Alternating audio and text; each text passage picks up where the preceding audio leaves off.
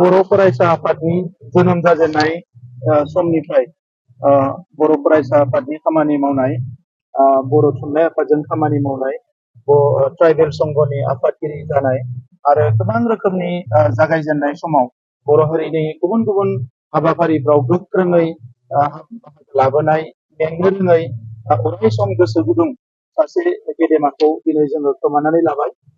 रनजित बरग'यारि सार, बिथांनि सोरगोआरि जिउ सोलेरनि खाथियाव आङो आंनि खुलुमनाय आरो सिबिनायखौ बावहरो आरो अबंलावरिनि खाथियाव आरज गाबो बिथाङा अराय सम सोरगोआव आलो गोजोनै थागोन आरो बिथांनि थाखाय अबंलावरिया अराय सम आलो गोजोनै थानो मोजां मोनसे जायगा होगोन। बेनि थाखाय आं अबंलावरिनि खाथियाव आरज गाबो आरो दिनै दुखुनि समाव बिथांनि न'खरनिसिम आङो बिटिआर सरकारनि जानानै जोंनि बयनिबो सलिडारिटि, जोंनि गोसो गोरबोनिफ्राय बिथांमोननिसिम जोङो सिबिनाय आरो बिथांमोनजों जों अराय सम दङ, बे मेसेजखौ आङो नोंथांमोननि गेजेरजों होनो सानो। थुनलाइयारि बिथिङाव फिन गोजोनथाव रादाब लानानै फैदों बिटिआर सरकारा। गोजोननि नोगोर क'क्राझाराव फिन खुंजानो थांगासिनो थामथि थुनलाइयारि फोरबो। सोलिफु जानुवारि दाननि फैगौ 27, 28 आरो 29 जानुवारियाव सानथामनि हाबाफारिजों खुंजागोन थामथि क'क्राझार लिटारेरि फेस्टिभेल एबा थामथि क'क्राझार थुनलाइयारि फोरबो।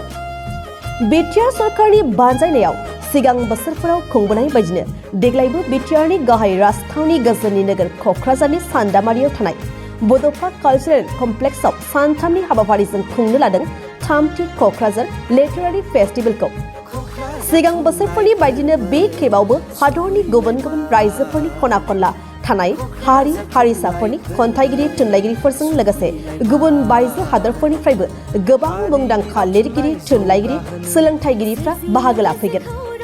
थुनलाइ मुलुगखौ दावगाहोनो हादरनि खना खनला थानाय हारि हारिसाफोरनि राव थुनलाइखौ सोराङाव लाबोनो मुलुगनाङै थुनलाइगिरिफोरनि गेजेराव लोगो हमलायनाय खाबुनि गेजेरजों गाव गावनि राव थुनलाइनि सोमोन्दै मिथिहोलायनाय, रायलायलायनाय आरो सोमोन्दोखौ गोख्रों खालामनायनि मोनसे जौसां खालामनानै होनायजों लोगोसे गोजोन, अनलायनाय, गोरोबलायनाय, फोथायलायनायनि मोन्थोरखौ लानानै खुंनो लानाय बे थामथि थुनलाइयारि फोरबोआव बाहागो लाफैनो हाबाफारिखौ जाफुंसार होफैनो बयखौबो खावलायदों खुंफुं आफादा।